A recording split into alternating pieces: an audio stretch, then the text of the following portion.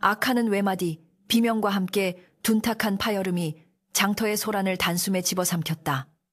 허공을 가르고 날아온 주먹만한 돌멩이가 노인의 이마를 정통으로 가격한 것이다. 검붉은 피가 터져나와 노인의 주름진 눈가를 타고 흉물스럽게 흘러내렸다. 바닥에 주저앉은 노인은 고통에 찬 신음조차 제대로 내지 못한 채 그저 떨리는 손으로 피가 흐르는 이마를 감싸 쥐었다. 흙먼지 날리는 장터, 바닥 썩은 채소, 잎과 말라 비틀어진 지푸라기 위로 뚝뚝 선명한 핏방울이 떨어져 내리며 기괴한 무늬를 그려냈다. 주변을 지나던 장사치들과 행인들은 그 끔찍한 광경에 숨을 죽였으나 누구 하나 선뜻 나서서 노인을 부축하려는 이는 없었다. 오직 차가운 바람만이 찢어진 노인의 옷자락을 무심하게 흔들 뿐이었다. 그 정막을 깬 것은 오만방자하기 그지없는 웃음소리였다. 으하하하. 보았느냐 저 꼴을 보란 말이다. 감히 내 앞길을 막고서 구걸을 해. 천한 것이 눈치도 없구나. 비단 옷을 휘감고 거드름을 피우며 서 있는 소년 최만석이었다. 이 고을 제일 가는 부호, 최, 진사의 독자이자 아나무인으로 악명 높은 그는 손에 묻은 흙을 털어내며 킬킬거렸다. 그의 뒤에는 언제나처럼 비굴한 미소를 띠며 아첨을 떠는 하인들이 굽신거리고 있었다. 만석의 얼굴에는 일말의 죄책감도 없었다. 오히려 자신의 투석 솜씨가 제법이라도 된다는 듯 으스대며 피를 흘리는 노인을 벌레 보듯 내려다볼 뿐이었다. 어이 늙은이, 이게 바로 최진사댁, 도련님이 주시는 적선이다. 그 피로 배를 채우든가.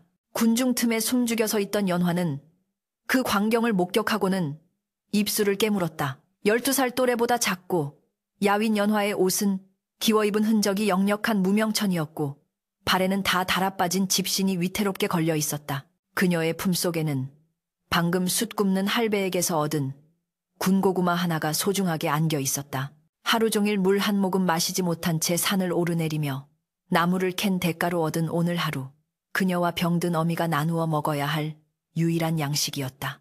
뜨거운 고구마의 온기가 차가운 가슴을 데워주었지만 눈앞에서 벌어진 참혹한 폭력은 그녀의 심장을 얼어붙게 만들었다. 만석의 잔인함은 익히 들어 알고 있었으나 힘없는 노인에게 돌을 던져 피를 보게 할 줄은 상상도 못했던 것이다. 노인은 고통스러운 듯 몸을 비틀며 바닥을 기었다.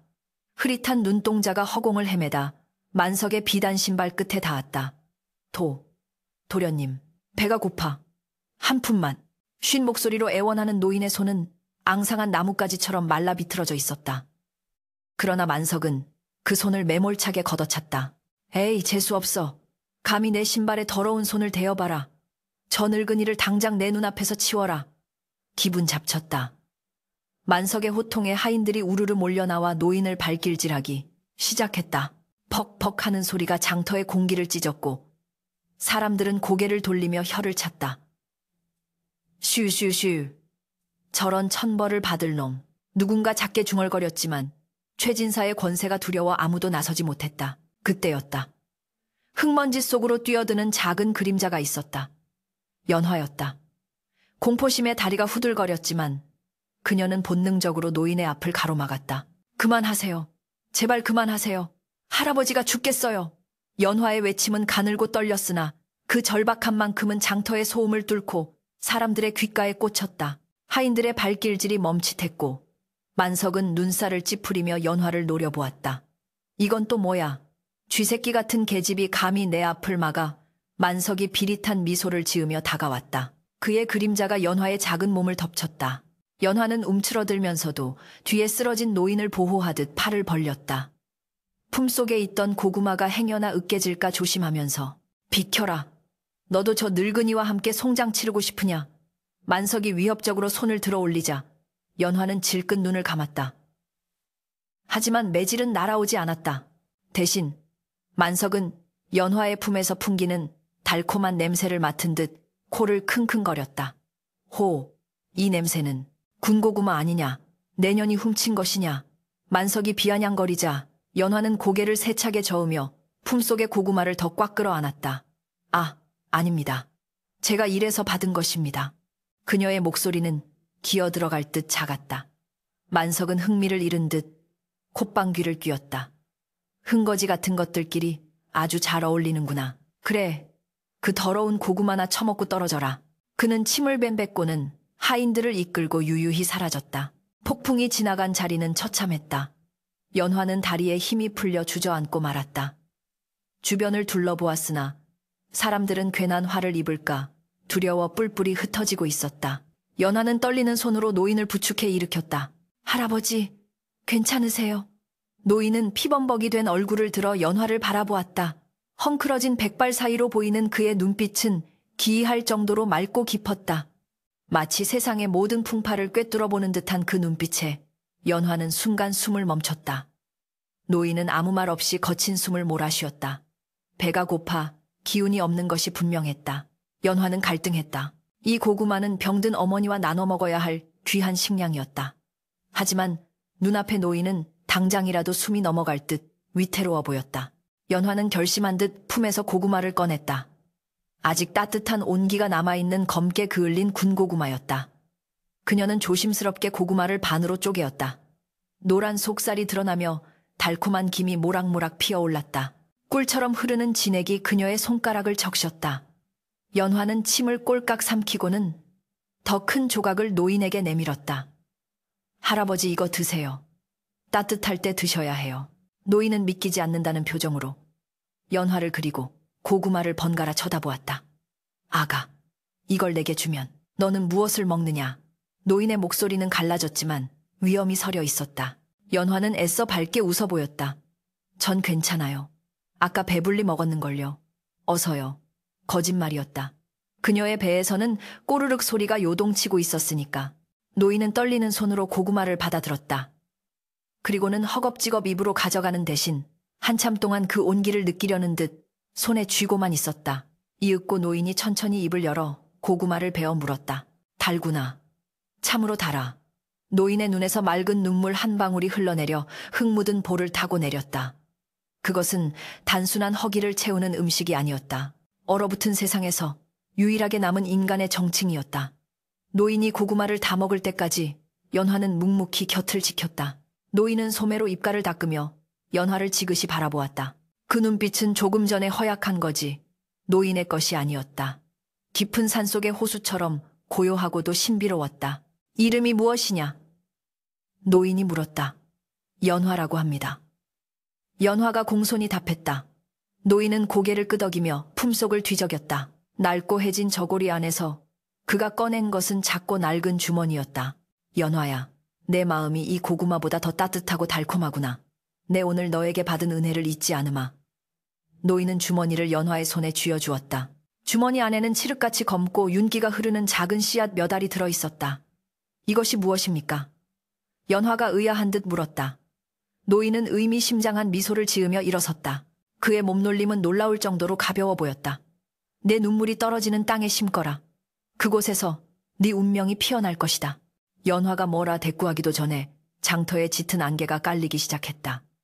갑작스러운 날씨 변화에 사람들이 웅성거리는 사이 노인은 안개 속으로 뒷걸음질 쳤다. 기억하거라. 하늘은 스스로 돕는 자를 돕고 베푸는 자에게는 반드시 되돌려주는 법이다. 노인의 목소리는 바람처럼 귓가에 맴돌았으나 그의 형체는 이미 희뿌연 안개 속으로 사라져버렸다. 연화는 멍하니 노인이 사라진 곳을 바라보았다. 꿈을 꾼 것일까? 하지만 손에 쥐어진 주머니의 까끌까끌한 감촉과 씨앗에서 전해져 오는 미세한 진동은 이것이 현실임을 말해주고 있었다. 씨앗은 마치 살아있는 생명체처럼 연화의 손바닥 안에서 희미하게 박동하고 있었다. 그때 멀리서 장터 상인들의 고함 소리가 들려왔다. 비켜라, 비켜. 최진사, 날이 행차시다. 연화는 퍼뜩 정신을 차렸다. 만석이 사라진 지 얼마 되지 않아 그의 아비인 최진사가 나타난 것이다.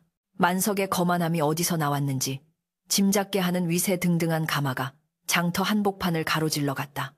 연화는 서둘러 주머니를 품속 깊이 갈무리하고 몸을 숨겼다. 가마의 창이 살짝 열리며 최진사의 날카로운 눈매가 장터를 훑었다. 그 시선이 잠시 연화가 숨은 골목 쪽을 스치는 듯 했으나 이내 거두어졌다.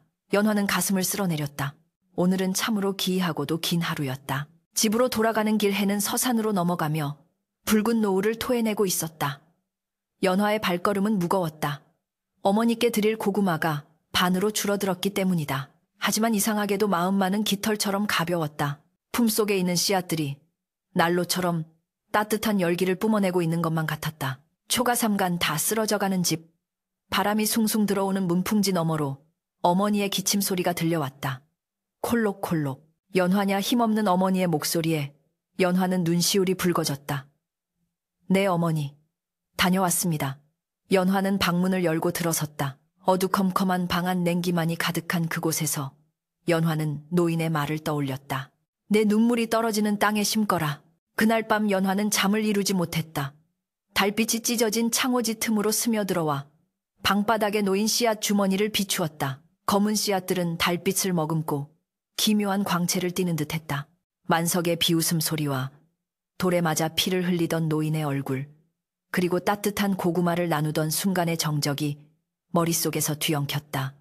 세상은 불공평했다. 누구는 비단 옷을 입고 돌을 던지며 웃고 누구는 흙투성이 손으로 눈물을 닦으며 살아야 했다. 하지만 노인의 마지막 말은 연화의 가슴속 깊은 곳에 작은 파문을 일으켰다. 운명이 피어난다는 말. 그것은 절망뿐인 그녀의 삶에 처음으로 싹튼 희미한 희망이었다. 새벽닭이 울기 전 연화는 조용히 자리에서 일어났다. 어머니가 깨지 않도록 살금살금 밖으로 나온 그녀는 집 뒤편의 척박한 땅으로 향했다. 돌이 많고 메말라 잡초조차 제대로 자라지 않는 버려진 땅이었다. 연화는 호미로 굳은 땅을 파내기 시작했다. 손바닥에 물집이 잡히고 피가 맺혔지만 멈추지 않았다. 아버지의 억울한 죽음, 어머니의 병환, 그리고 가난이라는 굴레, 서러움이 북받쳐 올라 눈물이 뚝뚝 떨어졌다. 눈물은 메마른 흙을 적셨고 그 자리에 연화는 떨리는 손으로 검은 씨앗을 하나씩 정성스럽게 심었다. 부디 자라주렴. 우리 가족을 지켜다오. 소녀의 간절한 기도가 차가운 새벽 공기 속으로 흩어졌다. 흙을 덮은 자리에서 미세한 푸른 빛이 아주 잠깐 반짝였다 사라진 것을 연화는 미쳐보지 못했다. 계절의 흐름은 야속하리만치 빨랐다. 연화가 검은 씨앗을 심은 그날 이후 가을의 끝자락은 황급히 자취를 감추었고 곧이어 살을 내는 듯한 엄동설한이 닥쳐왔다. 북풍한 설이 매섭게 몰아치며 마을의 초가지붕들을 사정없이 뒤흔들었고 헐벗은 나뭇가지들은 비명을 지르듯 윙윙거렸다. 하늘은 낯빛으로 낮게 내려앉아 금방이라도 폭설을 쏟아부을 듯 위협적이었다. 가난한 이들에게 겨울은 낭만이 아닌 생존을 위협하는 거대한 괴물과도 같았다. 뒷감이 부족한 집집마다 굴뚝에서는 연기조차 제대로 피어오르지 못했고 얼어붙은 땅 위로는 백성들의 한숨만이 허연 입김이 되어 흩어졌다. 연화의 집 역시 예외는 아니어서 문풍지 틈새로 황소바람이 들이닥칠 때마다 병든 어미의 기침 소리는 더욱 깊고 거칠어졌다. 반면 고을 제1의 부호 최진사댁의 풍경은 담장 밖 세상과는 딴판이었다. 높게 솟은 기와지붕 위에는 하얀 눈이 소복이 쌓여 운치를 더했고 사랑방 아궁이에는 참나무 장작이 밤낮 없이 타오르며 훈훈한 열기를 뿜어냈다. 방바닥은 발을 디디면 뜨거울 정도로 절절 끓었으나 최만석은 그마저도 부족하다며 투정을 부리기 일쑤였다. 아범아, 방이 왜 이리 미지근하냐. 숯을 더 넣으란 말이다. 내 발이 시려서 잠을 잘 수가 없구나. 만석은 비단 이불을 걷어차며 소리를 질렀다. 문 밖에서 대기하던 하인 머슴이 황급히 달려와 굽신거렸다. 도련님, 이미 아궁이가 터질 듯 장작을 넣었습니다요. 더 넣다가는 장판이 탈 지경입니다. 머슴의 변명에 만석은 먹고 있던 귤 껍질을 그에게 던지며 짜증을 냈다. 이 멍청한 놈이 어디서 말대꾸야. 내가 춥다면 추운 것이다. 당장 가서 숯을 더 가져와. 그리고 저녁상에는 한 고기 국이 식지 않게 내오라. 일러라. 지난번처럼 기름기가 둥둥 뜬 국을 가져왔다가는 내 놈들 다리를 분질러 놓을 테니. 만석의 호통에 머슴은 연신 조아리며 물러갔다. 방 안에는 귀한 산의 진미 냄새가 진동했다. 곶감이며 유과꿀에 절인 인삼 등 서민들은 구경조차 힘든 간식거리들이 칠첩반상 위에 가득했다. 만석은 배가 터질 듯 부르면서도 심심풀이로 음식을 집어먹다가는 맛이 없다며 바닥에 큰 뱉어버리곤 했다. 그에게 겨울이란 그저 따뜻한 아랫목에서 배를 두드리며 아랫 것들을 괴롭히는 유희의 계절에 불과했다. 같은 시각 연화는 꽁꽁 언손을 호호 불어가며 산에서 주워온 잔가지를 아궁이에 밀어넣고 있었다. 젖은 나무가 타닥타닥 소리를 내며 매운 연기를 뿜어내자 연화는 눈물을 찔끔 흘리며 연신 기침을 해댔다. 콜록, 어머니, 조금만 참으세요. 곧 따뜻해질 거예요. 방 안에서 들려오는 어머니의 신음소리가 연화의 가슴을 후벼 팠다. 쌀독은 이미 바닥을 드러낸 지 오래였고 며칠 전 겨우 얻어온 시래기로 끓인 묽은 죽만이 두 모녀의 끼니였다. 연화는 부엌 한 구석에 쭈그리고 앉아 무릎을 감싸 안았다. 배고픔보다 더 무서운 것은 뼛속까지 파고드는 냉기였다. 낡은 무명 저고리 하나로는 이 혹독한 추위를 막아내기에 역부족이었다. 연화의 시선은 무심코 뒷마당으로 향했다. 그곳에는 그녀가 눈물로 심은 씨앗들이 잠들어 있었다. 하지만 척박한 땅은 꽁꽁 얼어붙어 돌덩이처럼 단단해졌고 그 위로 하얀 눈이 두껍게 덮여 아무런 생명의 징후도 보이지 않았다. 역시 안 되는 걸까? 연화는 씁쓸한 미소를 지었다. 노인의 말은 그저 배고픈 소녀를 위로하기 위한 허황된 덕담이었을지도 모른다. 한겨울 얼어붙은 땅에서 꽃이 핀다는 것은 이치에 맞지 않는 일이었다. 그럼에도 연화는 매일 아침과 저녁 꽁꽁 언 우물물을 길어와 그 자리에 조금씩 부어주곤 했다. 그것은 희망이라기보다는 차라리 절망 속에서 붙잡을 수 있는 유일한 지푸라기 같은 의식이었다. 그러던 어느 날 밤 유난히 거센 눈보라가 마을을 덮쳤다. 천지개벽할 듯한 바람 소리에 집 기둥이 삐걱거렸고 문풍지는 찢겨나갈 듯 울부짖었다. 연화는 어머니를 꼭 끌어안고 이불을 머리끝까지 뒤집었었다. 어머니 추우시죠? 제 체온이라도. 어머니의 몸은 얼음장처럼 차가웠다. 연화는 덜덜 떨면서도 어머니의 손을 주무르고 발을 비비며 체온을 나누려 애썼다.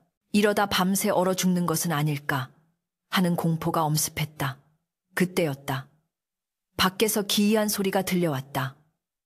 바람 소리도 나뭇가지가 부러지는 소리도 아니었다. 마치 얼음이 갈라지며 그 밑에서 무언가 솟아오르는 듯한 스스스 하는 미세하고도 신비로운 소리였다. 연화는 숨을 죽이고 귀를 기울였다. 소리는 뒷마당 쪽에서 들려오고 있었다. 두려움이 앞섰지만 알 수 없는 이끌림이 그녀를 일으켜 세웠다. 연화는 조심스럽게 방문을 열었다. 칼바람이 얼굴을 때릴 것이라 예상했으나 놀랍게도 훈훈한 바람 한 줄기가 뺨을 스치고 지나갔다. 이게 무슨... 연화는 믿을 수 없는 광경에 눈을 크게 떴다. 칠흑 같은 어둠 속 눈보라가 휘몰아치는 뒷마당 한가운데서 은은한 초록색 빛이 새어나오고 있었다. 마치 달빛을 머금은 옥유처럼 영롱하고 신비로운 빛이었다. 연화는 홀린 듯 대또를 내려서 그 빛을 향해 다가갔다. 발에 닿는 눈의 감촉이 차갑지 않았다. 빛의 근원에 가까워질수록 공기는 점점 더 따뜻해졌다. 한겨울의 냉기는 온데간데 없고 마치 봄날의 아지랑이 같은 기운이 감돌았다. 그리고 그곳 연화가 씨앗을 심었던 그 자리에는 기적 같은 일이 벌어지고 있었다. 두껍게 쌓인 눈이 원형으로 녹아내린 한가운데 흙을 뚫고 올라온 새싹 하나가 파르르니 떨고 있었다. 그것은 평범한 풀이 아니었다. 잎사귀는 투명할 정도로 맑은 비취색을 띠고 있었고 잎맥을 따라 금빛 유광이 흐르고 있었다. 줄기는 가녀리지만 강인해 보였고 그 작은 몸체에서 뿜어져 나오는 열기가 주변의 눈을 녹이고 있었던 것이다. 세상에. 연화는 그 자리에 털썩 주저앉았다. 추위 때문이 아니라 경이로움 때문이었다. 노인의 말은 거짓이 아니었다. 척박한 땅, 그것도 한겨울에 얼어붙은 흙 속에서 생명이 태어난 것이다. 연화가 조심스럽게 손을 뻗어 잎사귀 근처에 대보았다. 난로 곁에 앉은 듯한 따스한 온기가 손바닥을 타고 전신으로 퍼져나갔다. 그 온기는 단순히 살갗을 데우는 열이 아니었다. 얼어붙은 마음과 지친 영혼까지 어루만지는 듯한 생명의 기운이었다. 연화의 눈에서 다시금 눈물이 흘러내렸다. 이번에는 슬픔의 눈물이 아닌 벅찬 감동의 눈물이었다. 눈물이 잎사귀 위로 떨어지자 새싹은 화답이라도 하듯 더욱 밝은 빛을 뿜어냈다. 놀라운 일은 그뿐만이 아니었다. 새싹이 뿜어내는 온기는 점차 범위를 넓혀가더니 연화의 낡은 초가집 전체를 감싸 안기 시작했다. 윙윙거리던 바람소리가 잦아들고 방금 전까지 냉골이었던 방 안으로 훈풍이 스며들었다. 연화는 서둘러 방으로 뛰어들어갔다. 어머니, 어머니 일어나 보세요. 어머니의 창백했던 얼굴에 어느새 붉은 혈색이 돌고 있었다. 거칠었던 숨소리도 한결 편안해져 있었다. 방 안은 아궁이에 불을 지피지 않았음에도 불구하고 최진사댁 아랫목 못지않게 따뜻했다. 어머니는 힘겹게 눈을 뜨며 연화를 바라보았다. 연화야, 방이 어찌 이리 따뜻하냐? 꿈을 꾸는 게냐? 어머니의 목소리에도 미세하게 힘이 실려 있었다. 연화는 어머니의 손을 잡으며 울먹였다. 꿈이 아니에요, 어머니. 기적이 일어났어요. 할아버지가 주신 씨앗이 꽃을 피우려나 봐요. 그날 밤 마을의 다른 집들이 추위에 떨며 밤을 지새우는 동안 가장 가난하고 헐벗은 연환의 집은 봄날처럼 따뜻하고 평온했다. 신비한 옥색빛은 창호지 문을 통해 밖으로 은은하게 배어나가 어둠 속에서 마치 희망의 등대처럼 빛났다. 그러나 빛이 밝을수록 그림자도 짙어지는 법. 마을 어귀 밤늦도록 술판을 버리고 돌아오던 최진사댁 하름이 우연히 그 기이한 광경을 목격하고 말았다. 어라, 저게 무슨 빛이야? 저 다 쓰러져 가는 거지. 소굴에서 술에 취해 비틀거리던 하인은 눈을 비비며 연환의 집 쪽을 유심히 바라보았다. 분명 아궁이에 불을 주축감도 없을 텐데 지붕 위에 눈은 다 녹아 있었고 집 전체에서 아른거리는 아지랑이가 피어오르고 있었다. 허, 귀신이 고칼 노릇이네. 내일 날이 밝는 대로 도련님께 고해야겠군. 하인은 비릿한 웃음을 흘리며 어둠 속으로 사라졌다. 탐욕의 불씨가 피어오르기 시작한 줄도 모른 채 연화는 신비한 새싹 곁을 지키며 밤을 새웠다. 새싹은 연화의 시선을 느낄 때마다 조금씩 아주 조금씩 키를 키우며 자라나고 있었다. 마치 내일 닥쳐올 시련에 맞설 준비라도 하듯이. 다음날 아침 마을은 발칵 뒤집혔다. 밤새 내린 폭설로 온 세상이 하얗게 덮였는데 오직 연환의 집 주변만 눈이 녹아 맨땅이 드러나 있었기 때문이다. 뿐만 아니라 연환의 집 뒷마당에서는 맡아본 적 없는 그윽한 향기가 바람을 타고 마을 전체로 퍼져나가고 있었다. 그 향기는 들이마시는 것만으로도 머리가 맑아지고 찌뿌둥한 몸이 가벼워지는 듯했다. 사람들은 하나둘씩 연환의 집 주위로 몰려들어 웅성거렸다. 이게 무슨 조화란 말인가? 천지신명이 도우신 게야. 사람들의 호기심 어린 눈빛 속에 경외심이 서려 있었지만 그 무리 틈에는 최만석의 사악한 눈빛도 섞여 있었다. 그는 하인의 보고를 받고 아침 일찍부터 행차하여 담장 너머로 보이는 초록빛 기운을 탐욕스럽게 노려보고 있었다. 저것 봐라. 저 천한 것들이 감히 요술을 부리는구나.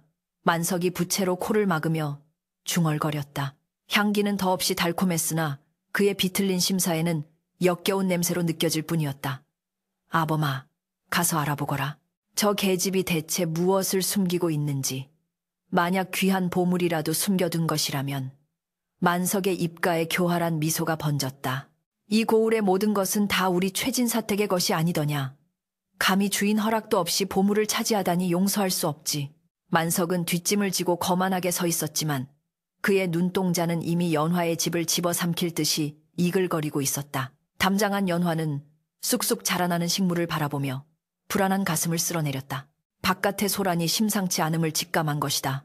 식물은 하룻밤 사이에 어른 허리춤까지 자라나 있었다. 그리고 줄기 끝에는 주먹만한 꽃봉오리가 맺혀 있었다. 봉오리는 금방이라도 터질 듯 부풀어 올라 있었고 그 사이로 찬란한 오색 광채가 뿜어져 나오고 있었다. 그것은 단순한 식물이 아니었다. 이 세상의 것이 아닌 선계 sen제의 보물이 지상에 내려온 것이었다. 연화는 본능적으로 깨달았다. 이 꽃이 자신과 어머니를 살릴 수도 있지만 동시에 큰 화를 불러올 수도 있다는 것을. 그녀는 떨리는 손으로 꽃봉오리를 쓰다듬었다. 지켜줄게. 무슨 일이 있어도. 연화의 다짐 위로 밖에서 이리 오너라 하는 하인들의 거친 고함 소리가 들려왔다. 문이 쾅 하고 열리며 차가운 겨울 바람과 함께 탐욕의 그림자가 마당으로 들이닥쳤다. 우지끈 낡은 살인문이 비명을 지르며 두 동강이 났다. 고요하던 연화의 집 마당으로 최만석과 그의 하인들이 들이닥친 것은 순식간의 일이었다. 마치 평화로운 호수에 던져진 거대한 바위처럼 그들의 난입은 연화가 지켜온 작은 성역을 무참히 깨뜨렸다. 문이 부서지며 흩날린 톱밥과 흙먼지가 신비로운 초록빛 기운 속에 섞여들었다. 만석은 거드름을 피우며 뒷짐을 진 채 마당으로 들어섰다. 그의 비단신이 연화가 정성스레 쓸어놓은 마당 흙을 지시겼다. 이런 문짝이 너무 낡았구나.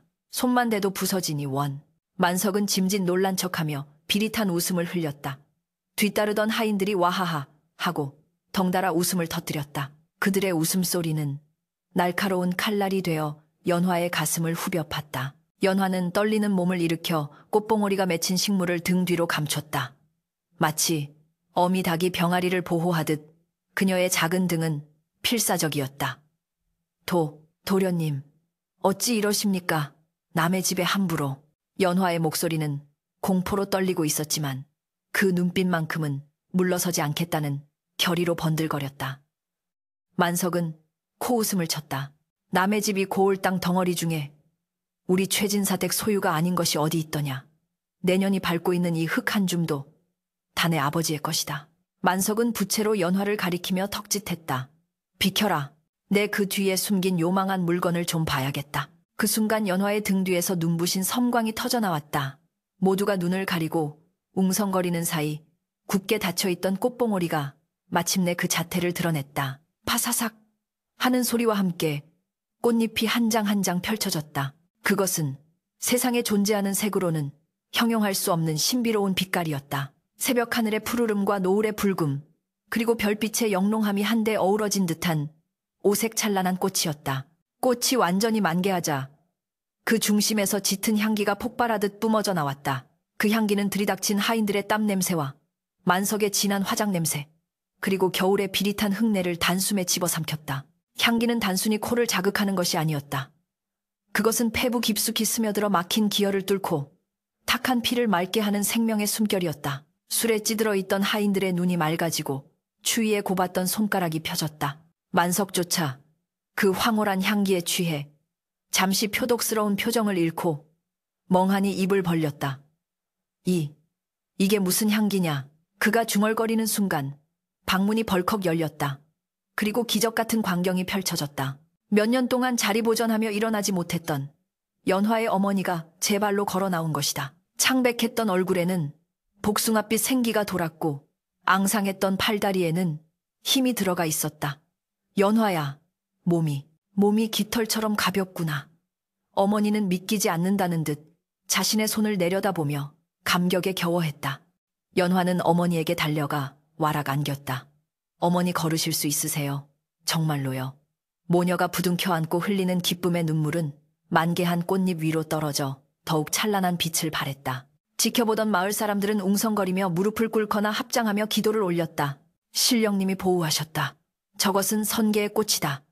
장터에서 돌을 맞던 노인의 예언이, 연화의 눈물이, 그리고 긴 기다림이 마침내 결실을 맺은 순간이었다. 그러나 빛이 강할수록 그림자는 더욱 짙고 어두워지는 법. 만석의 눈에 서렸던 멍한 기운은 순식간에 사라지고 그 자리를 시커먼 탐욕이 채웠다. 죽어가던 병자를 단숨에 살려내는 꽃. 만약 저 꽃을 손에 넣는다면 만석의 머릿속은 빠르게 회전했다. 저 꽃을 황실에 진상하여 벼슬을 얻을 수도 아니면 천하의 거상들에게 팔아 막대한 부를 쌓을 수도 있을 것이다. 아니, 영원히 늙지 않고 병들지 않는 불로장생의 꿈을 이룰 수도 있었다. 저런 천한 계집에 썩어가는 초가집에 있기에는 너무나 과분한 보물이었다. 저것을 가져야 한다. 만석의 입에서 침이 흘러나왔다. 그는 본능적으로 하인들에게 눈짓했다. 하지만 하인들은 신령스러운 분위기에 압도되어 쭈뼛거릴 뿐이었다. 뭐 하고 있느냐? 이 멍청한 놈들아. 저건 요물이다. 사람을 홀리는 요물이란 말이다. 만석이 고래고래 소리를 질렀지만 마을 사람들의 시선과 꽃이 뿜어내는 위험에 눌려 섣불리 움직이지 못했다. 만석은 이를 갈며 돌아섰다. 두고 보자. 내 아버지께 고하여 관아의 힘을 빌려서라도 저것을 뿌리째 뽑아갈 것이다. 그는 씩씩거리며 쫓겨나듯 연화의 집을 빠져나갔다. 폭풍전야의 고요함이 다시 마당에 내려앉았다. 연화는 꽃을 바라보며 깊은 한숨을 내쉬었다.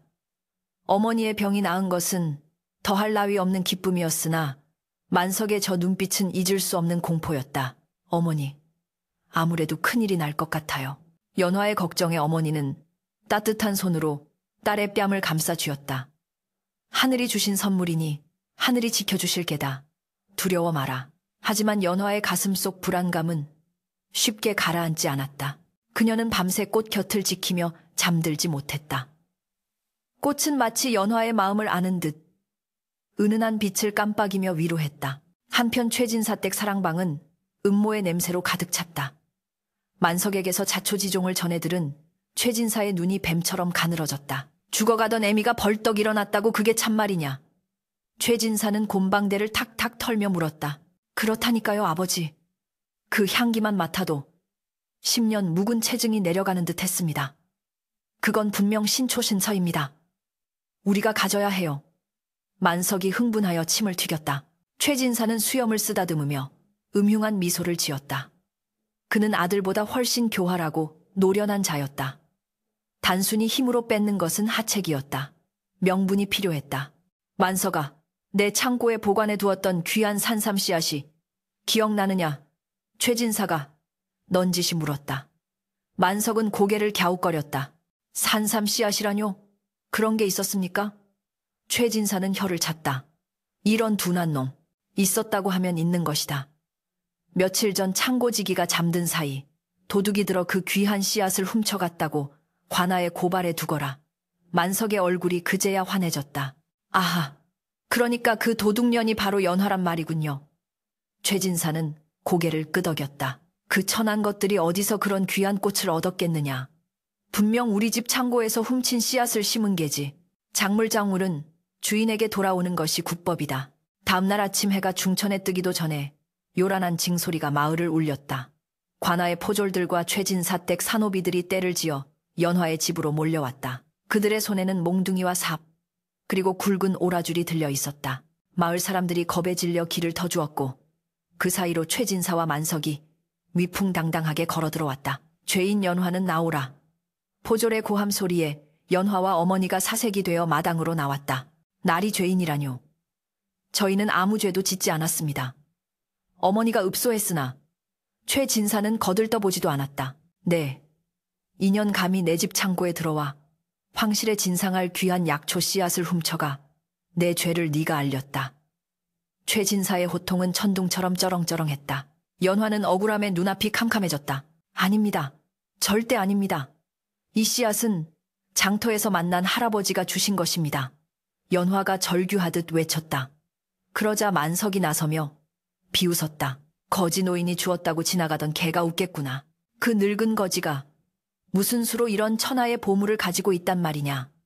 거짓말을 해도 정도껏 해야지. 만석의 말에 주변 사람들도 수군거렸다. 확실히 거지 노인이 주었다는 말은 믿기 힘든 이야기였다. 증거가 있느냐? 증인이 있느냐? 최진사가 몰아세웠다. 연화는 입술을 깨물었다. 그 노인은 안개처럼 사라졌고 아무도 그의 행방을 알지 못했다. 증거라고는 오직 자신의 진심뿐이었으나 탐욕에 눈먼 자들에게 진심은 가장 무력한 변명일 뿐이었다. 여봐라. 저 도둑년들을 포박하고 내 꽃을 당장 회수해가라. 최진사의 명령이 떨어지자 노비들이 우르르 꽃을 향해 달려들었다. 안 돼. 안 됩니다. 연화가 몸을 던져 꽃을 가로막았다. 어머니도 딸을 감싸며 노비들의 다리를 붙잡고 늘어졌다. 제발 살려주십시오. 이것은 제 딸의 정성입니다. 치워라. 만석이 발길질을 하여 어머니를 걷어찼다. 어머니가 비명을 지르며 나뒹굴자 연화의 눈에서 불꽃이 튀었다. 당신들은 사람도 아니야. 짐승만도 못한 사람들. 연화가 악을 쓰며 저항했지만 건장한 사내들의 힘을 당해낼 수는 없었다. 거친 손길이 연화의 머리채를 잡고 끌어냈다. 연화의 손톱이 흙바닥을 긁으며 처절한 자국을 남겼다. 마침내 꽃은 무방비 상태로 노출되었다. 만석은 승리감에 도취되어 꽃에게 다가갔다. 오냐? 이제야 제 주인을 만나는구나. 내 너를 비단 화분에 옮겨 심어 부귀영화를 누리게 해주마. 만석이 꽃줄기에 손을 뻗는 순간 하늘이 급격히 어두워졌다. 맑았던 하늘에 먹구름이 소용돌이 치며 몰려들었고 대낮인데도 불구하고 사위가 밤처럼 캄캄해졌다. 응, 갑자기 날씨가 왜 이래. 사람들이 웅성거리는 사이 꽃이 기이하게 진동하기 시작했다. 아까의 따뜻하고 부드러운 빛이 아닌 시릴 정도로 차갑고 날카로운 붉은 빛이 꽃잎 끝에서 맺혔다. 연화는 본능적으로 고개를 숙였다. 꽃이 분노하고 있었다. 주인을 짓밟고 탐욕으로 얼룩진 손길이 닿으려는 찰나 자연의 섭리가 뒤틀리며 경고의 신호를 보내고 있었다. 도련님 이상합니다. 멈추시는 게. 하인 하나가 겁을 먹고 말렸으나 만석은 들리지 않았다. 눈앞의 보물에 눈이 먼 그는 기어이 꽃줄기를 덥석 움켜쥐었다. 잡았다. 그가 외치는 순간 화광하는 굉음과 함께 하늘에서 벼락이 내리꽂혔다. 그러나 벼락은 땅이 아닌 만석의 손이 닿은 꽃을 감싸고 돌았다. 꽃은 순식간에 형태를 바꾸었다. 부드럽던 줄기는 강철 같은 가시넝쿨로 변했고 아름답던 꽃잎은 뱀의 아가리처럼 벌어졌다. 만석의 비명소리가 터져 나오기도 전에 넝쿨은 순식간에 그의 팔을 휘감아 조여들기 시작했다. 탐욕이 낳은 결과는 참혹하고도 빨랐다. 단순히 꽃을 꺾으려던 만석은 이제 꽃에 사로잡힌 먹잇감 신세가 되었다. 최진사가 놀라 뒷걸음질치다 엉덩방아를 떼섰다. 만석아, 아비의 절규와 아들의 비명, 그리고 몰아치는 천둥소리가 뒤섞이며 연화의 마당은 순식간에 아수라장으로 변했다. 연화는 흙바닥에 엎드린 채 고개를 들어 그 광경을 목격했다. 그것은 단순한 사고가 아니었다. 억눌린 자들의 한흔과 하늘의 심판이 시작되는 서막이었다. 꽃의 붉은 빛은 이제 만석의 팔을 넘어 그의 전신을 집어삼킬 듯 맹렬하게 타오르고 있었다. 아악, 팔이 내 팔이. 최만석의 처절한 비명이 천둥소리에 묻혀 끊어질 듯 이어졌다. 붉게 달아오른 가시덩굴은 마치 살아있는 뱀떼처럼 만석의 팔뚝을 칭칭 감아 올렸다. 비단 소매가 갈기갈기 찢겨나가고 그 틈으로 날카로운 가시가 살파고드는 끔찍한 소리가 들려왔다. 붉은 피가 솟구쳐 덩굴을 타고 흘러내렸지만 식물은 그 피를 탐욕스럽게 빨아들이며 더욱 굵고 단단하게 조여들 뿐이었다. 만석은 고통과 공포에 질려 눈동자가 뒤집힐 지경이었다. 입에서는 거품이 흘러나왔고 바지는 이미 오줌으로 축축하게 젖어 있었다. 천하를 발 아래 두고 호령하던 최진사댁. 도련님의 위세는 온데간데 없고 단지 살려달라고 애원하는 나약한 짐승만이 그곳에 있었다. 이놈들아, 뭐하고 있느냐. 도련님을 구하지 않고 최진사가 새파랗게 질린 얼굴로 고래고래 소리를 질렀다. 넋이 나간 하인들이 그제야 정신을 차리고 낫과 도끼를 들고 달려들었다. 비켜라 이 요물아, 머슴 하나가 굵은 덩굴을 향해 도끼를 내리찍었다. 깡하는 쇳소리가 울려 퍼지며 도끼날이 튕겨나갔다. 식물의 줄기는 강철보다 단단했다. 도끼날은 이가 다 빠져버렸고 오히려 반동으로 튕겨나간 도끼자루에 머슴이 맞아 나뒹굴었다. 다른 하인들이 낫으로 베어보려 했으나 낫은 지푸라기처럼 허무하게 부러질 뿐이었다. 인간의 힘으로 끊어낼 수 있는 것이 아니었다. 공포는 전염병처럼 번져나갔다. 마을 사람들은 비명을 지르며 뒷걸음질 쳤다. 하늘에서는 검은 먹구름이 소용돌이치며 뇌우를 쏟아부었고 땅은 지진이 난 듯 웅웅거렸다. 연화는 바닥에 주저앉아 그 지옥 같은 광경을 바라보며 사시나무 떨듯 떨었다. 그녀의 눈앞에서 벌어지는 일은 상상을 초월하는 것이었다. 하지만 기이하게도 그 광포한 에너지는 오직 만석만을 향해 있었다. 연화와 어머니, 그리고 주변의 무고한 사람들에게는 털끝만큼의 피해도 주지 않고 있었다. 연화는 본능적으로 깨달았다. 이것은 단순한 재앙이 아니라 분노였다. 억눌리고 짓밟힌 것들의 한이 형상화된 자연의 준엄한 심판이었다. 아비, 아버지, 살려주세요. 뜨거워요. 팔이 타들어가요. 만석의 목소리가 점차 희미해져 갔다. 가시덩굴은 이제 팔을 넘어 어깨까지 타고 올라와 목을 조를 기세였다. 최진사는 아들의 고통스러운 모습에 이성을 잃고 맨손으로 덩굴을 잡으려 달려들었다. 만석아, 내 아들. 그러나 최진사의 손이 덩굴에 닿기도 전에 눈부신 섬광이 하늘을 가르고 마당 한가운데로 내리꽂혔다. 쾅! 천지를 뒤흔드는 굉음과 함께 모든 움직임이 멈췄다. 빗줄기도, 바람소리도, 심지어 만석의 비명마저도 그 압도적인 빛 속으로 빨려 들어간 듯 고요해졌다.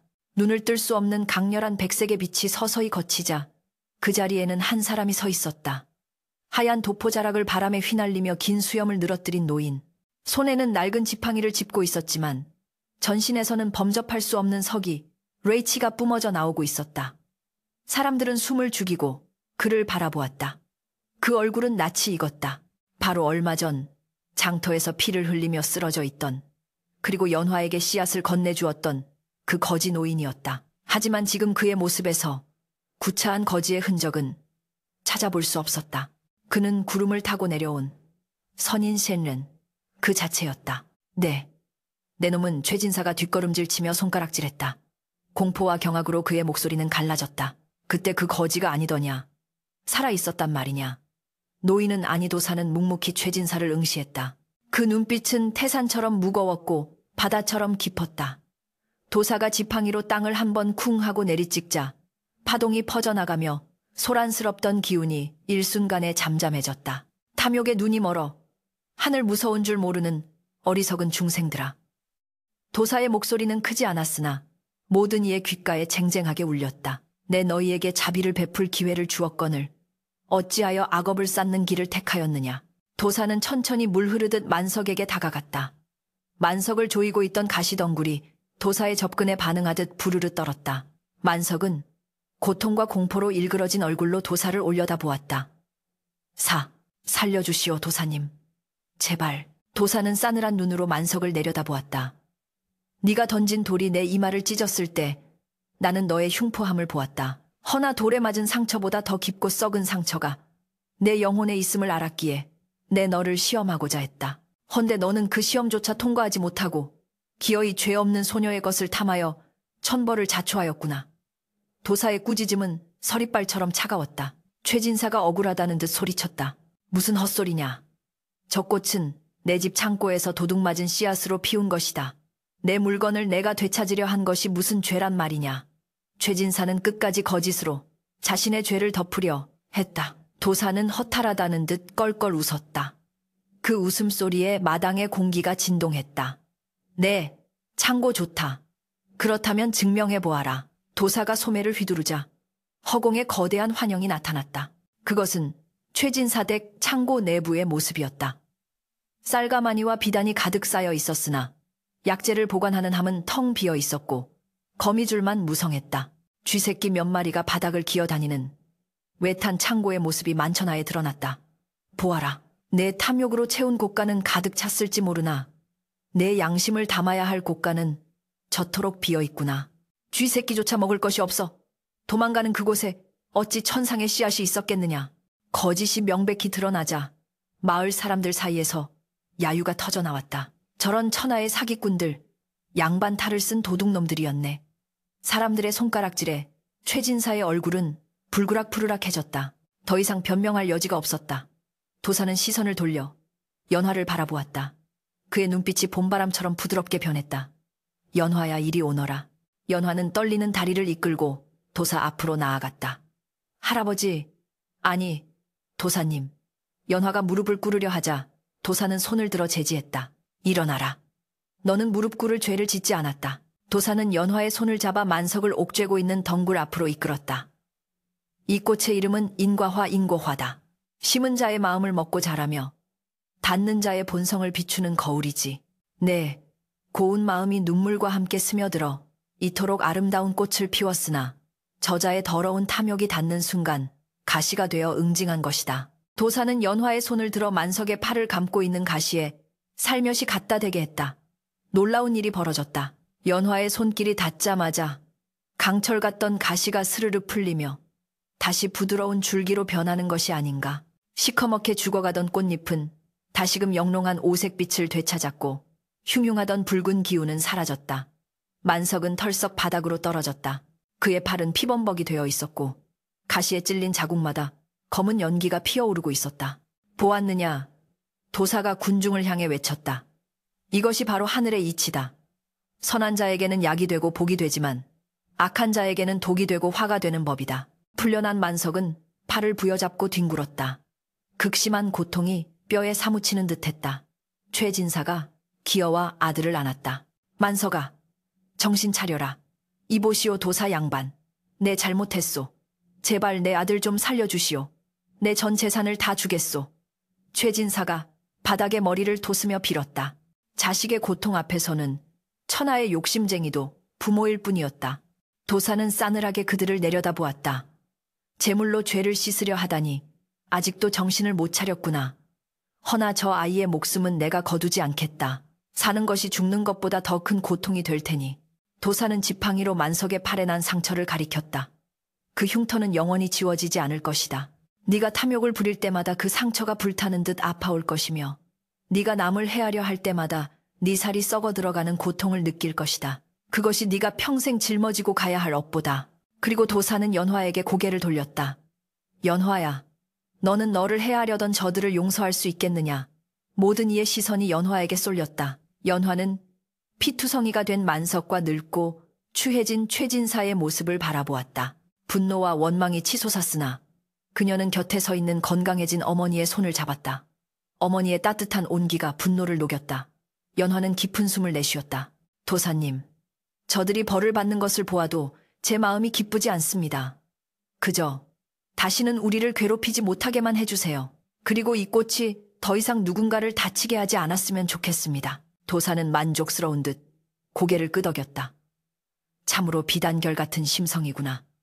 내 말이 하늘에 닿았다. 도사가 주문을 외우자 거대했던 꽃나무가 순식간에 빛으로 변해 작아지더니 다시 처음의 작은 씨앗 형태로 돌아와 연화의 손바닥 위에 내려앉았다. 하지만 이번에는 검은색이 아닌 황금빛으로 빛나는 씨앗이었다. 최진사 듣거라. 도사의 호통이 다시 한번 마당을 울렸다.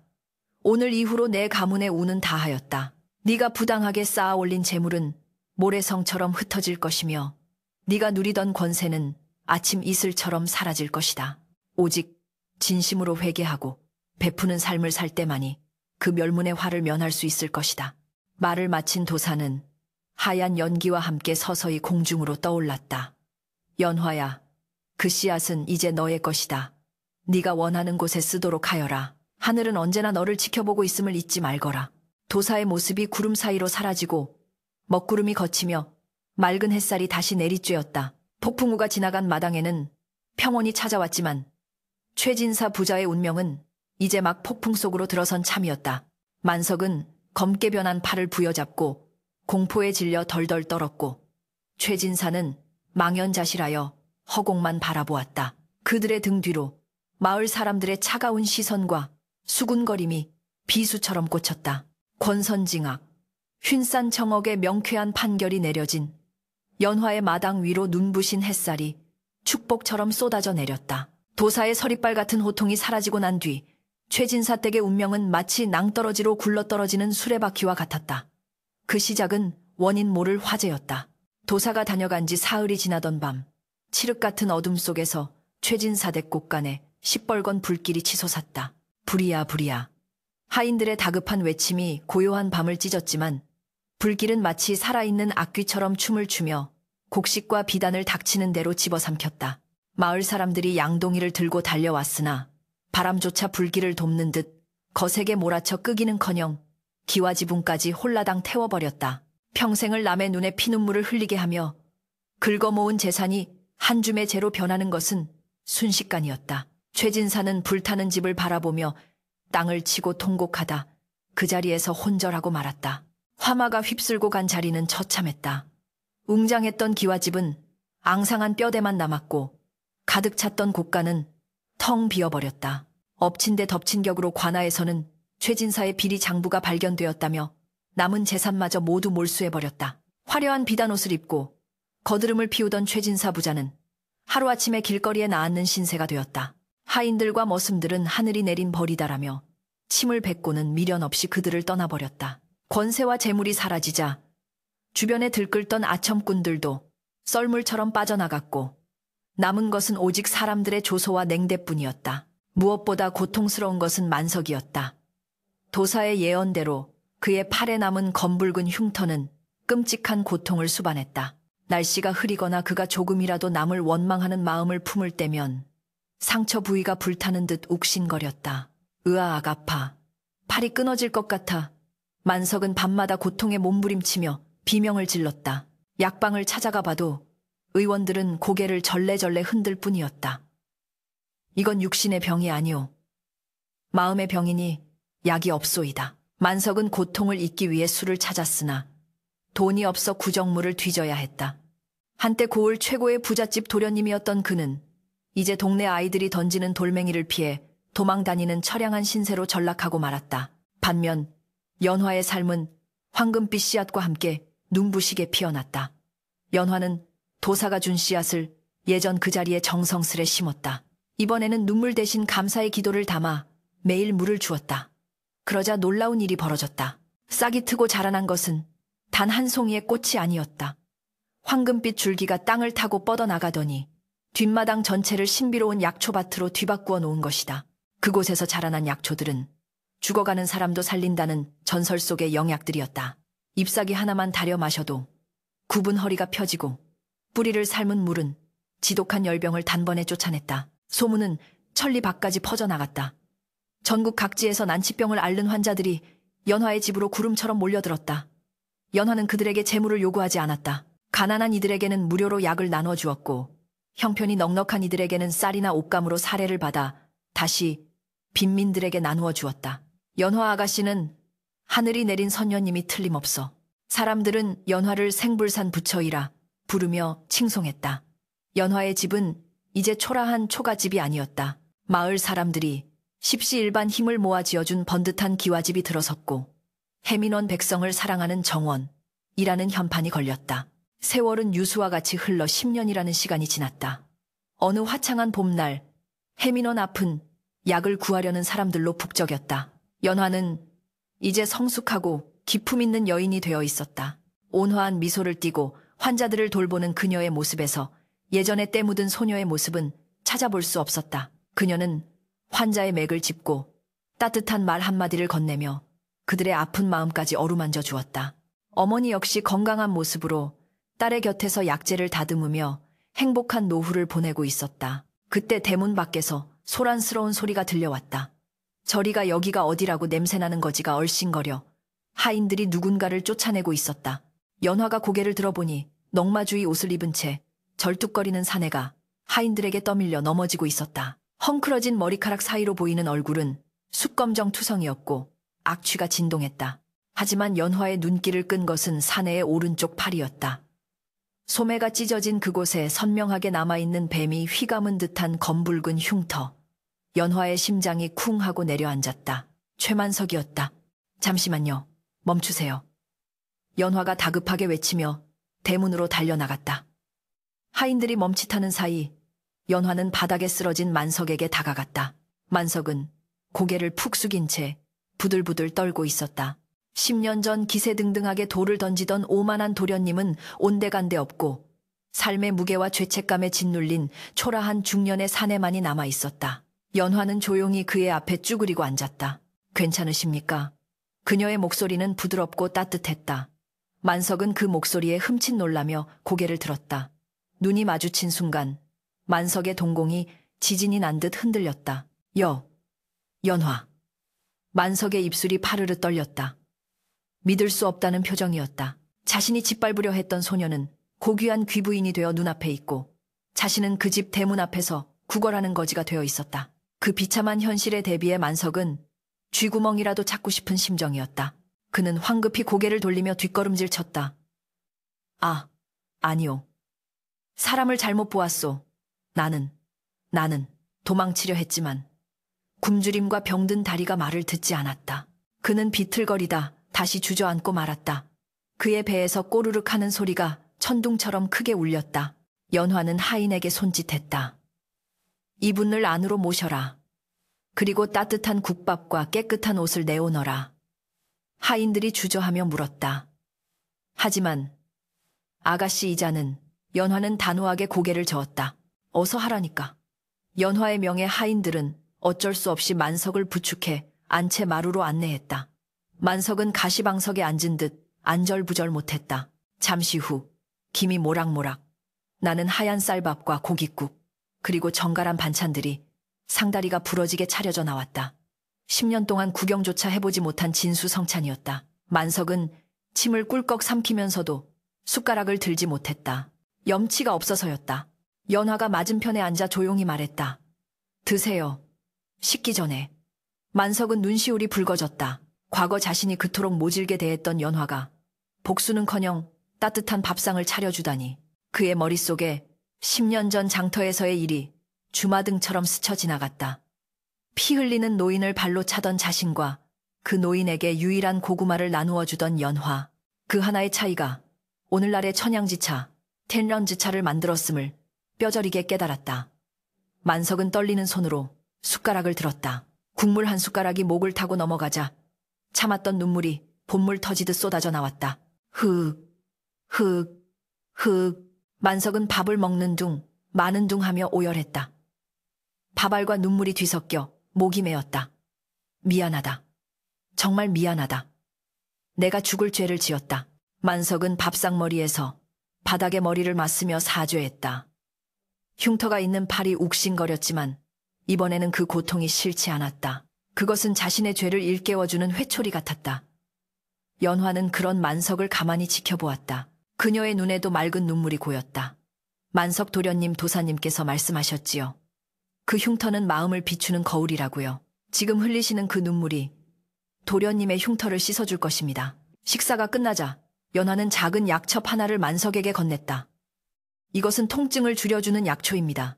흉터를 없앨 수는 없겠지만 마음을 다스리면 고통은 줄어들 것입니다. 만석은 약첩을 두 손으로 받쳐들었다. 그것은 천금보다 귀한 무게로 다가왔다. 고맙다. 정말 고맙다. 내 평생 이 은혜를 잊지 않고 남은 생은 속죄하며 살겠다. 만석은 몇 번이나 절을 하고 해민원을 나섰다. 그의 절뚝거리는 뒷모습은 여전히 초라했으나 발걸음만은 전보다 한결 가벼워 보였다. 그는 더 이상 과거의 오만한 최만석이 아니었다. 비록 가진 것은 없어도 마음속에 참회라는 씨앗을 품은 새로운 사람이 되어 있었다. 그 후로도 연화의 해민원은 날로 번창했다. 연화는 혼인을 하여 떡두꺼비 같은 아들과 토끼 같은 딸을 낳았고 남편과 함께 평생을 의술과 구휼에 힘썼다. 마을 사람들은 입을 모아 말했다. 착한 끝은 있어도 악한 끝은 없다더니 연화 아가씨를 보면 그 말이 딱 맞아. 해민원 뒷마당의 약초밭은 사시사철 향기로운 꽃내음을 풍기며 마을 전체를 감싸 안았다. 바람이 불 때마다 꽃들은 서로 몸을 비비며 사각거리는 소리를 냈다. 마치 베풀어라 나누어라 그러면 복이 올 것이다라고 속삭이는 듯했다. 어느 늦가을 저녁 연화는 마마루에 앉아 노을이 지는 하늘을 바라보고 있었다. 붉게 물든 하늘은 10년 전 그날 도사가 주었던 꽃의 색깔과 닮아 있었다.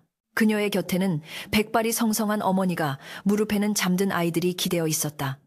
평화롭고 완벽한 행복이었다. 연화는 품속에서 오래된 주머니 하나를 꺼내보았다.